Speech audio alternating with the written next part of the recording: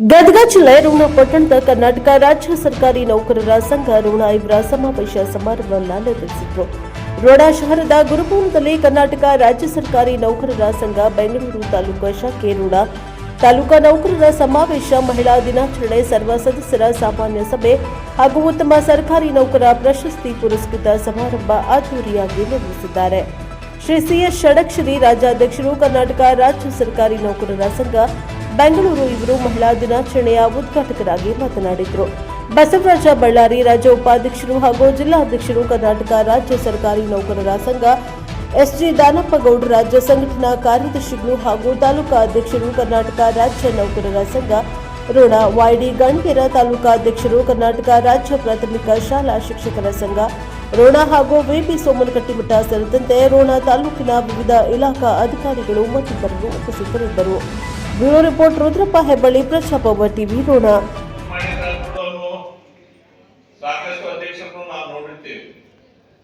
ಆದ್ರೆ ಇವತ್ತು ಸನ್ಮಾನ್ಯ ಶ್ರೀ ಷಡಕ್ಷರಿ ಅವರು ಇದಕ್ಕೆಲ್ಲ ಅಪವಾದ. ಸ್ವಲ್ಪ ಸಮಯದಲ್ಲಿ ನಿಮ್ಗೆಲ್ಲ ಬೇಕಾಗುವಂತ ಅನೇಕ ಬೇಡಿಕೆಗಳನ್ನು ಇವತ್ತು ಸರ್ಕಾರ ಜೊತೆ ಒತ್ತಾಯ ಮಾಡಿ ಇವತ್ತು ಈಡೇರಿಸುವಲ್ಲಿ ಕೂಡ ಅವರು ಯಶಸ್ವಿಯಾಗಿದ್ದಾರೆ. ಅವರಿಗೆ ಅಭಿನಂದನೆ ಅಂತ ಈ ಸಂದರ್ಭ. ಇವತ್ತು ಸ್ವಾಭಾವಿಕ ಸರ್ಕಾರಿ ನೌಕರದಾರರು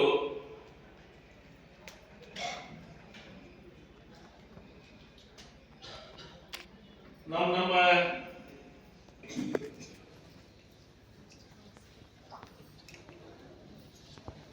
ಇರ್ತಕ್ಕಂಥ ಒಂದು ವ್ಯವಸ್ಥೆಯಲ್ಲಿ ಅನೇಕ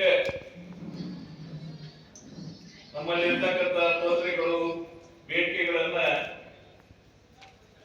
ನೀವೆಲ್ಲ ಕೇಳುವುದು ಸಹಜ.